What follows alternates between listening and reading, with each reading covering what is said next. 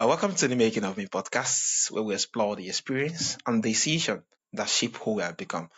Today's guest is Mohamed Ndiaye, a technological and data strategy leader who help organizations turn data into smarter decisions and stronger performance.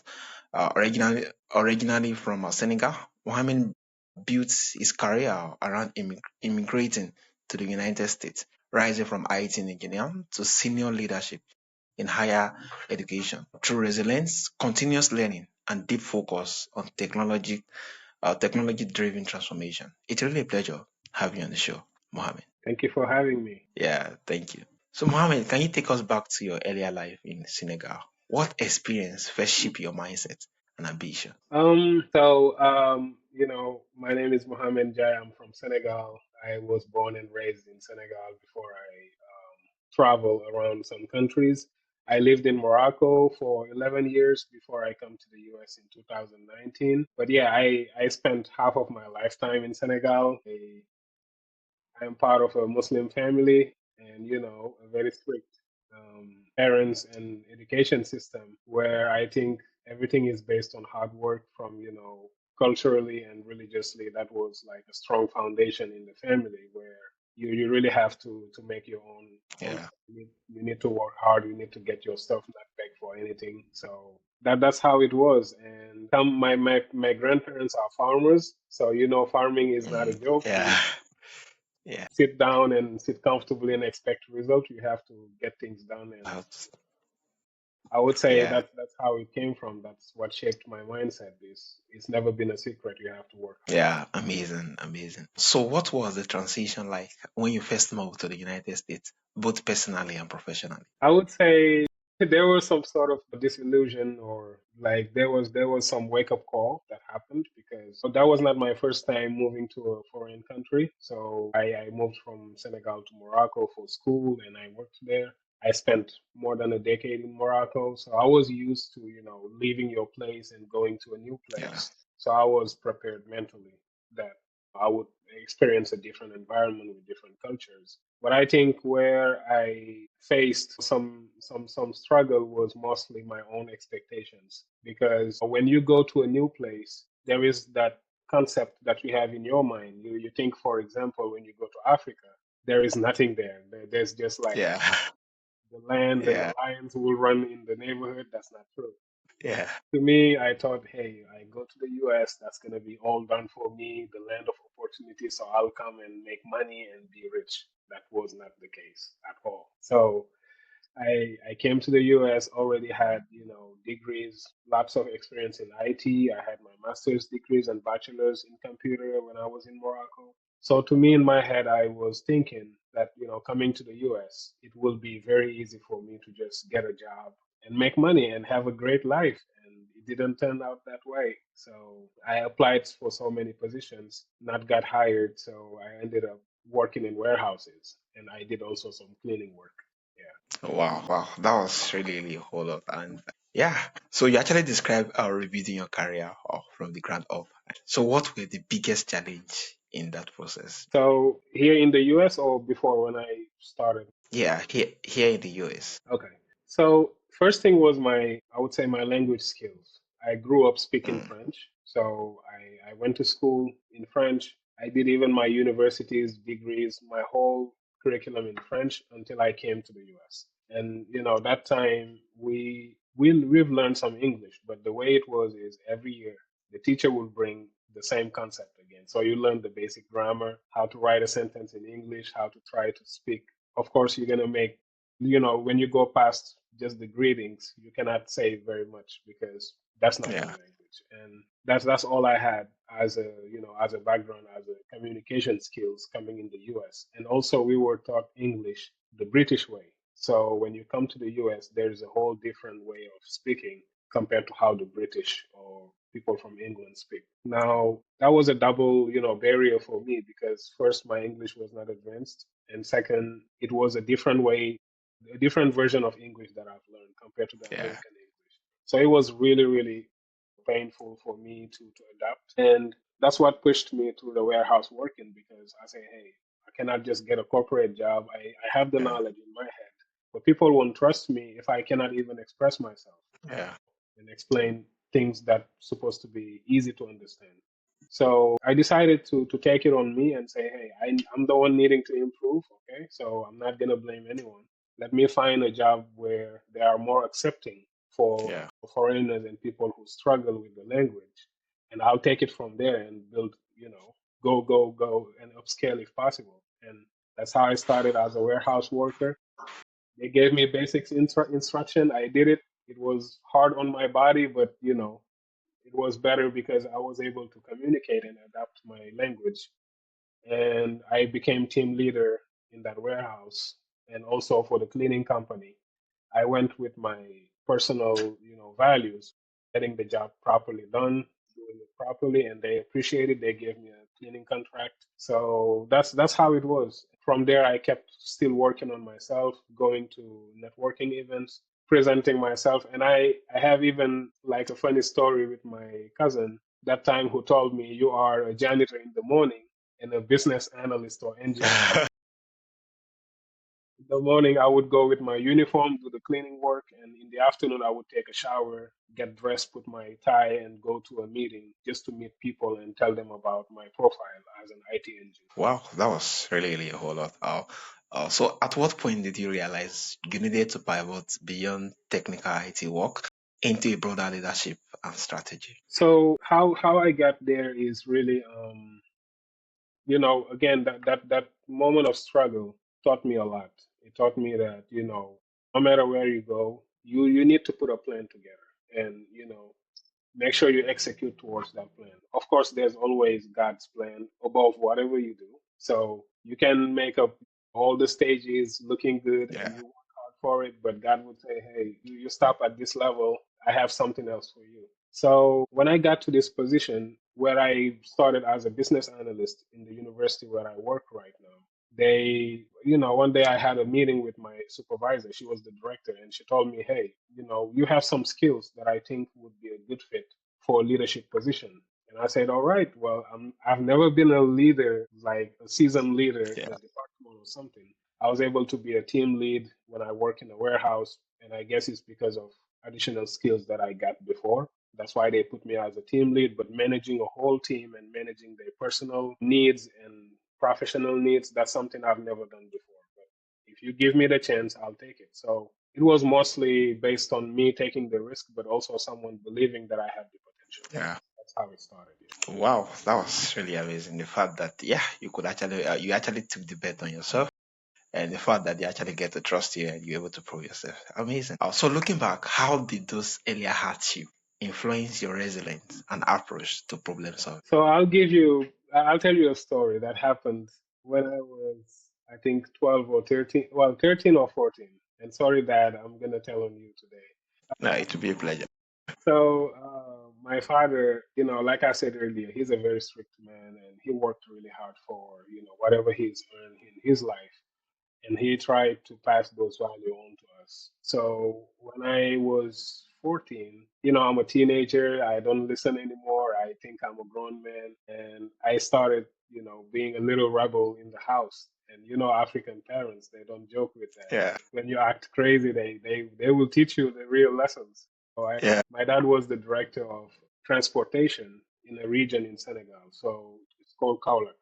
So that time the systems were not developed to have their own machines and computers to generate driver's license. So what happens is when people in Kaolack pass the learning permit and the drive testing, we take their files back to Dakar in the capital, and they will make the driver's license, so the transportation license. When they make it, it was on a paper format, and they would carry like big bags of thousands of licenses, and we would take it back to the region and give it to the people who earned their licenses. So that used to be the process. Now, my dad saw that, I was a lazy boy. I would just stay home, eat, going to school. I was always good at school, but I didn't do nothing much. After school, I'm the laziest person ever. And I didn't listen to anyone. People would ask me to go to the shop or do anything for them. I would refuse. So my dad, one day, he took me on a short trip to get the licenses that he has to send to the country, and he he was, talking to me. He was like, you should be doing better. You are grown. You're not a kid anymore. You're a young boy. You should be more helpful around the house, etc. And I was like, okay, I'll do my best. And he gave me the bag that has all the licenses. And Yeah. he told me, be careful with this thing. I'm like, hey, I got it. I can carry it. Why are you telling me that? And the moment I was saying that, the bag hooked, like there was a door with a sharp metal piece at the edge. So the bag hooked on that metal piece and it ripped the whole bag. So like hundreds of Ooh. licenses went on the water and went through the drain. And, we Ooh. lost it. And my dad was so, so, so upset. And he said, okay, you know what? I'm done talking with you. I've been here being reasonable, talking to you. I did not hit you, but since I'm talking and you're not listening, I'm going to teach you what it costs to be a real man. Since you say you're a real man, I'm going to show you. So he took me back in the country in his second house. That time he was building his house and he put me in the construction team. So I worked with the people who did like masonry, the building Yeah. construction. I learned how to make bricks. They put me into the plumbing section. After that, they put me into the painting. After that, they put me into those who put the tiles on the wall. Like Yeah. I worked my ass off and for free. I did not get paid.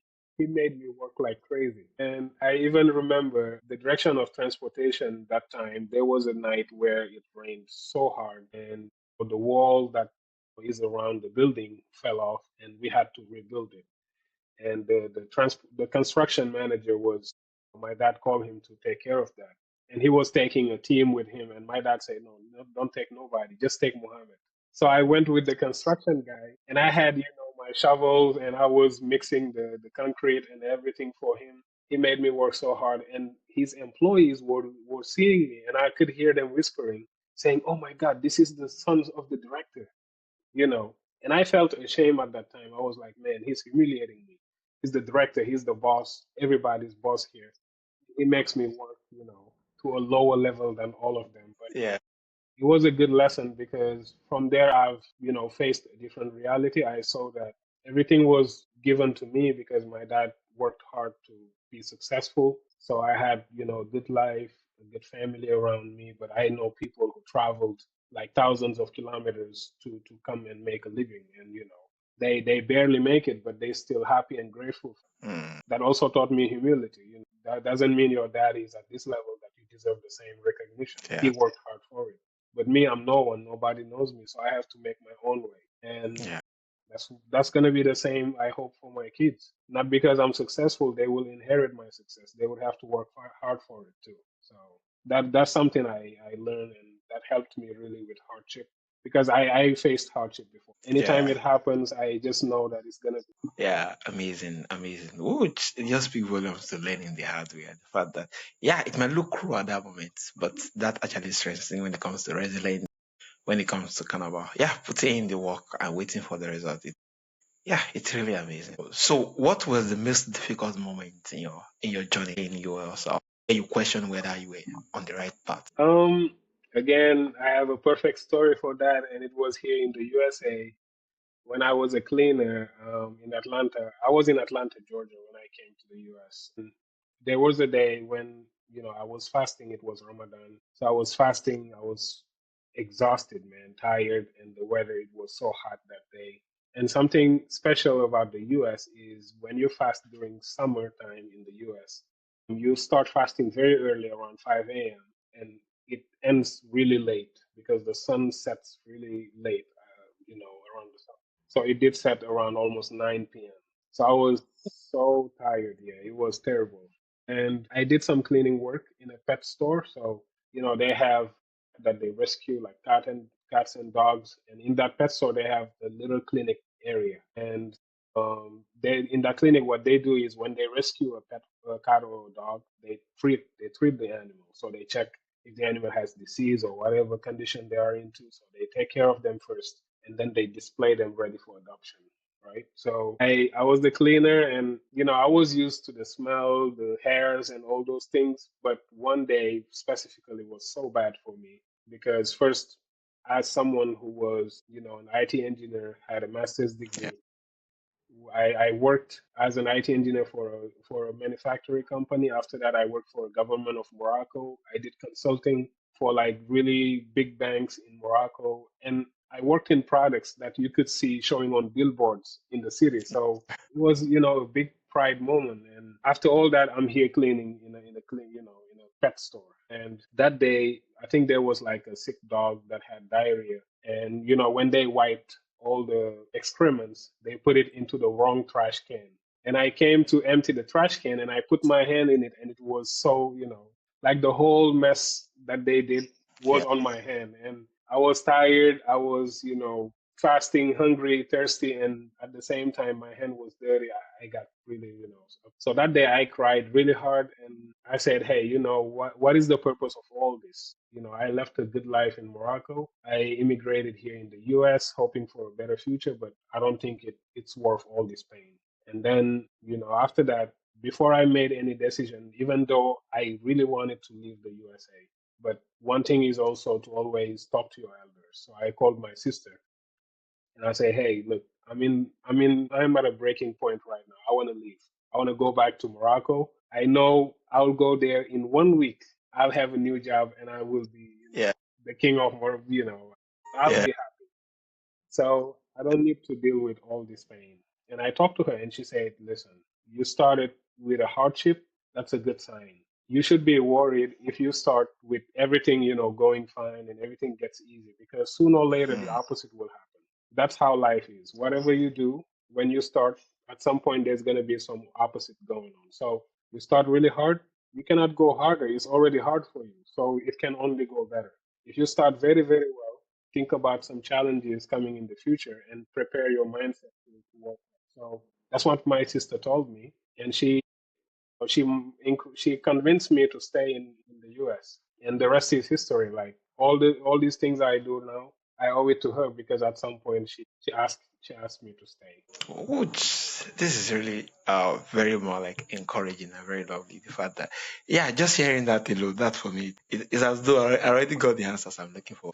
And I know a whole lot of places that you actually start from the low and yeah, climb that very well. And the fact that it will always change, being that yeah, starting from the bottom, Yeah, climbing up compared to when you get to start from the yeah, it's amazing, and I'm glad she actually chipped in that particular word at that point. yeah. Yeah, amazing. So let's dive a little deep into the work you do. So why do so many technology and data projects fail inside organizations? So one thing I noticed, and again, that might be a wrong opinion for others, but what I know from my personal experience is that I started as an IT engineer. And I love the fact that what technology is fun, it's amazing, and you just implement it and you test it and it makes magical stuff for you.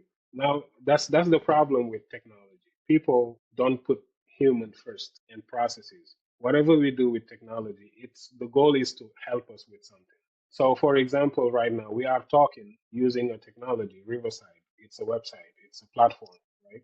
But the goal was not to just make a nice website where you have two videos showing up. The goal was to have Yeah, two people connect from different horizons, from different, geographical areas, and put together a whole structure that supports that functionality, right? That's the problem. In companies, what happens is some people are on the top leadership making decisions, right? They are the ones signing the budgets. They are the one saying yes to a project. And they have people at the bottom that have the technical depth. They know exactly what's going on. And someone in the middle, as an analyst, a consultant, should be talking to people from both sides. The business person knows where they want their company to go. They know what they want to achieve. The other group, they know what are the technical stuff that can make the impossible possible, but they have hard time talking. And that's why you can see someone can have an idea, but they hear from their friend, "Oh, in my company, we use this software. It works." And they want to implement that software because they have the power to make that decision. But the problem is what is working in this company is not working for yours because you have different people, different yeah, processes, and different methods. And that's where usually the failure might be coming from because people should focus more on processes, on user experience, and also on key users, those who are using the systems, and work with them up or down depending on what are the goals and how to align with them. So it's really most because of misalignments on business goals, but at the same time, technical practice. Yeah, amazing, amazing. Thank you so much. So, lastly, what advice will you give to immigrants trying to build successful career in a tech industry? Lastly, Well, as an immigrant, the first thing first is, don't be ashamed or don't hide where you're coming from. Show people your true self, your authentic self. Here, people hear me speaking Wolof. When I have my dad on the phone, I speak Wolof in front of everybody. I would say show your authentic self. Of course, to the boundaries of people who are hosting you, because they have different cultures, they have different idioms and different ways of interacting socially. So you have to respect those barriers and boundaries, but also don't discount your own values. I show people who I am. People know, for example, that I'm Muslim. USA is a place where they love dogs, and dogs come in offices sometimes, but they know I don't want dogs in my office. yeah, I found a very respectful way to put it so people understand that this is my barrier. So it's important to show who you are, and people will anyway respect you. Anyone has like a preconceived idea before they meet you and get to know you, right? So just make sure you have a good way of showing who you are, so they know whatever they might think in the beginning is really different from what you are. I think that's the basics. The second one is, man, don't think USA is the paradise. It's a country like they have yeah. problems too. They have real problems. Maybe their problems are not crazy as our country's problems, but they have problems and they deal with it every day. Yeah, thank you so much for this. And I think this just your last point just speaks volumes to the fact that yeah, the land is not always green from the other side. And even if it is green, it's the fact that people are watering it. Yeah, when you are coming around, be ready to dig your well, be ready to plant, I'm ready to water your plant Yeah. until it gets to grow and it being green. Yeah, it's really amazing and your story just speaks for them. Yeah, thank you so much. Also, I mean, for my audience who would love to connect with you, it's how can they reach out and where's the best platform? Yeah, so I have my LinkedIn profile. I think I shared with you before the podcast. Definitely, people can reach out to me on LinkedIn. I also have a small business called Gelawar. Gelawar is a tech company I started in 2020. I'm not rich yet. I did not make any miracle products, but I help businesses. I support African owned businesses here in the US because most of our brothers and sisters they have their business, but they do lots of things under the table, because that's what we used to do back home. You just create an activity, you work, but here there's a different reality. You have tax to deduct, you have to make sure you comply to the city's requirements and regulations. So there's many things to consider.